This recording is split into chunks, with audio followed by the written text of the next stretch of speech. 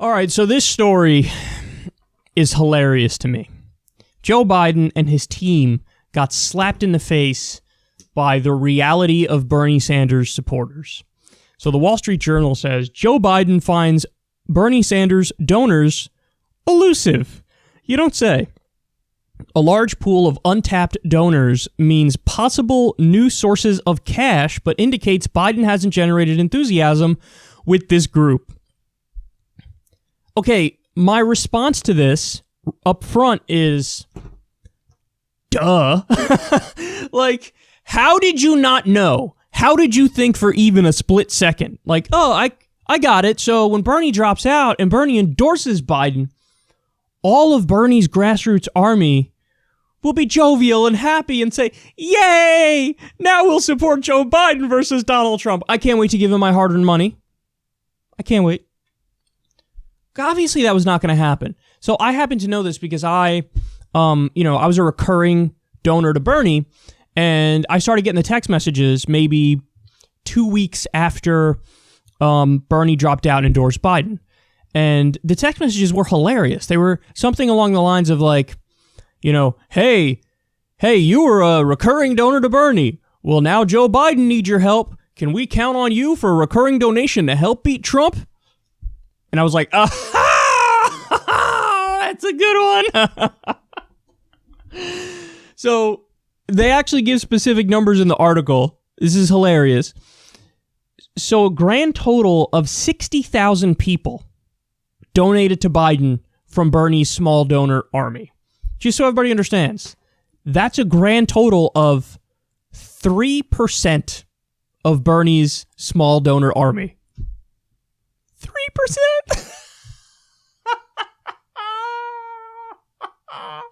Hillary may have done better than that. Oh, I love that. I love that so much.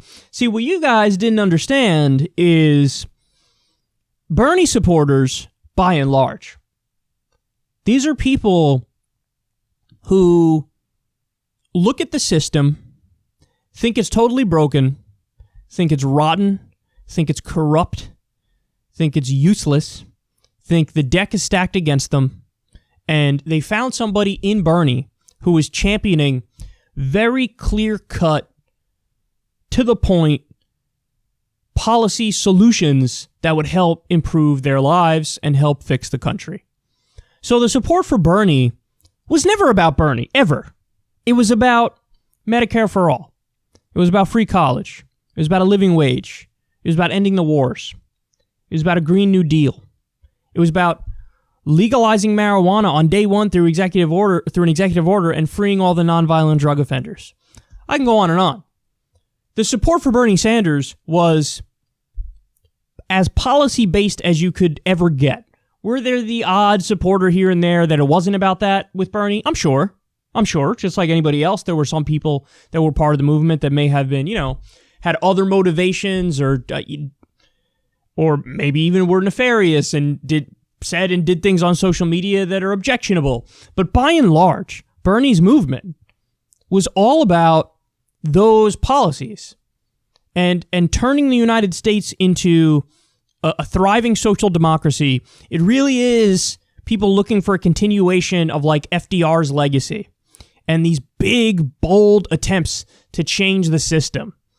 These big, bold attempts to not do a half measure on a half measure, which has been like exactly what the Democratic Party has been about for decades now. So when you said, become a donor to Joe Biden, we see Joe Biden as part of the problem. We see Joe Biden as what led to Donald Trump winning. There's no doubt that the neoliberal corporate world order led to a fake populist on the right, Donald Trump, getting elected.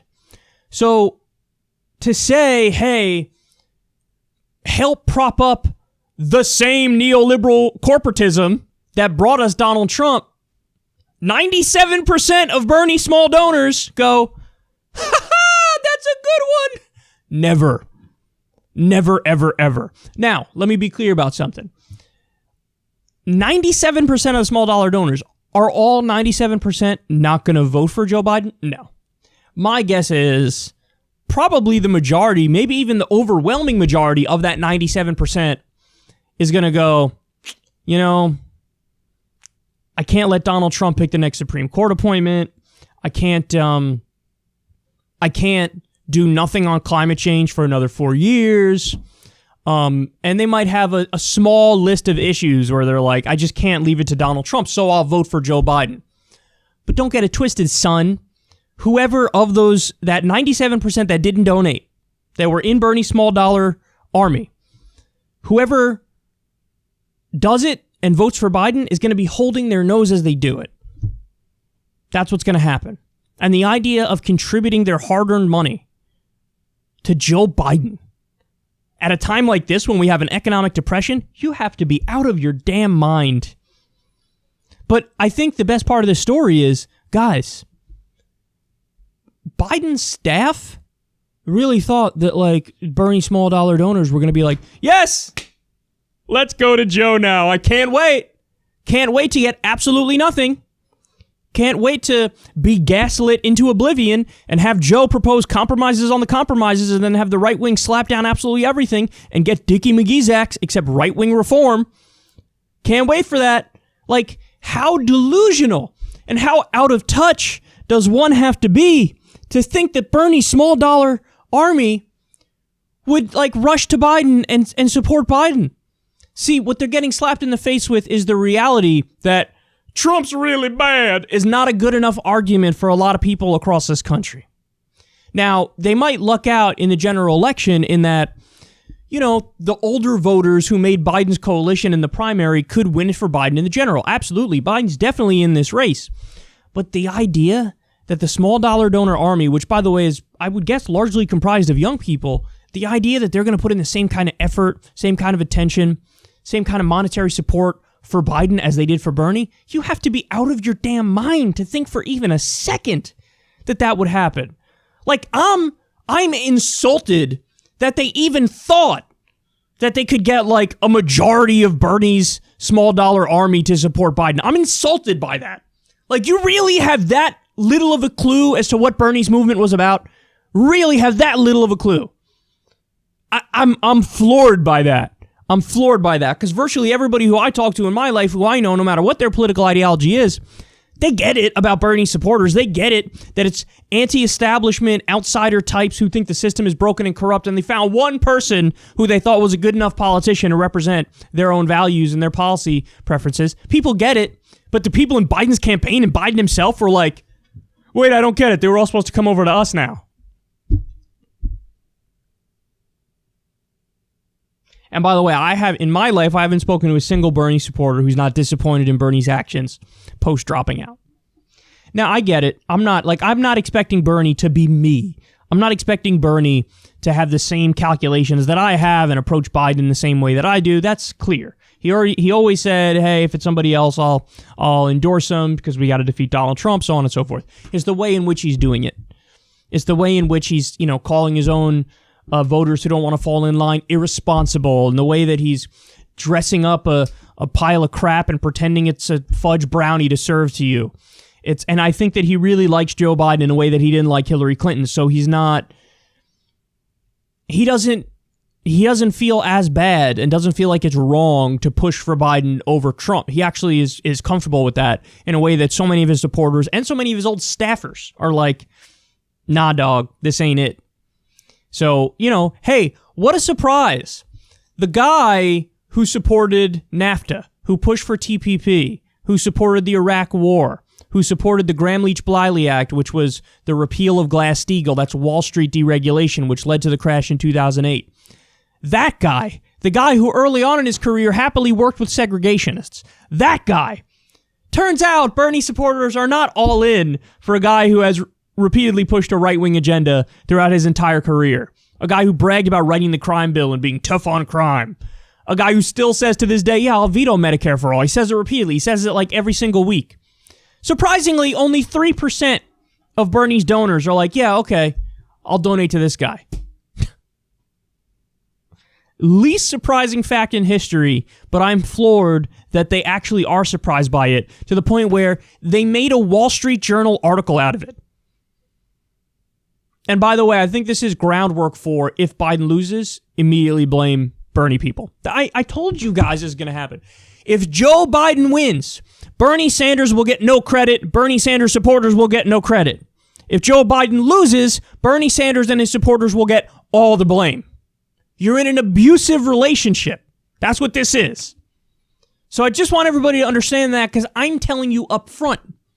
And so when you see an article like this, they're laying the groundwork just in case Biden loses to turn around and go, well, it was the fucking Bernie supporters. And what they'll say is, oh my God, see, the problem was Bernie was too aggressive against Joe Biden.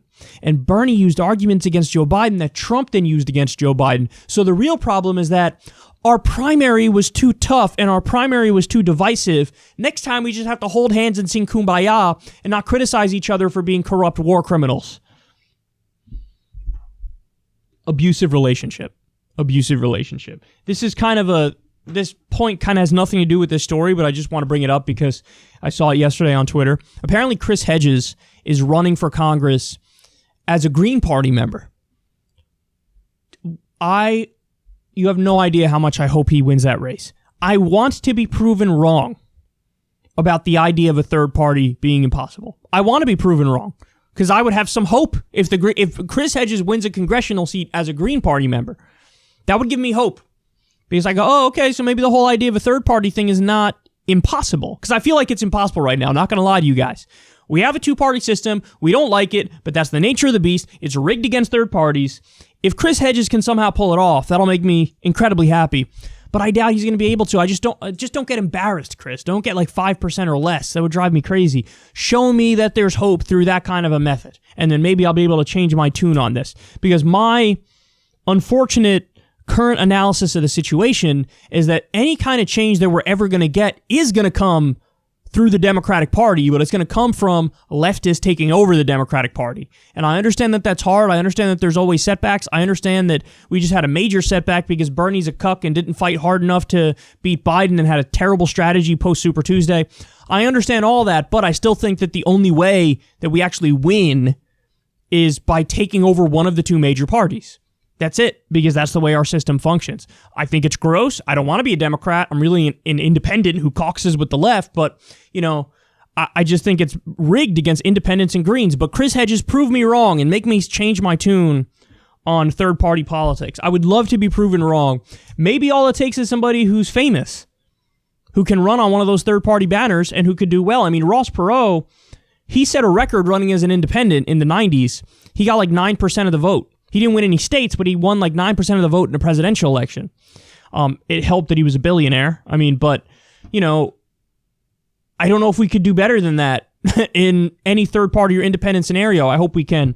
But anyway, I'm just rambling now. Bottom line is, I'm not surprised at all that 97% of Bernie small dollar donors basically told Biden to piss off. What I am stunned by is that they expected anything different. They really expected everybody to love Biden and fall in line. It's comical. It really is.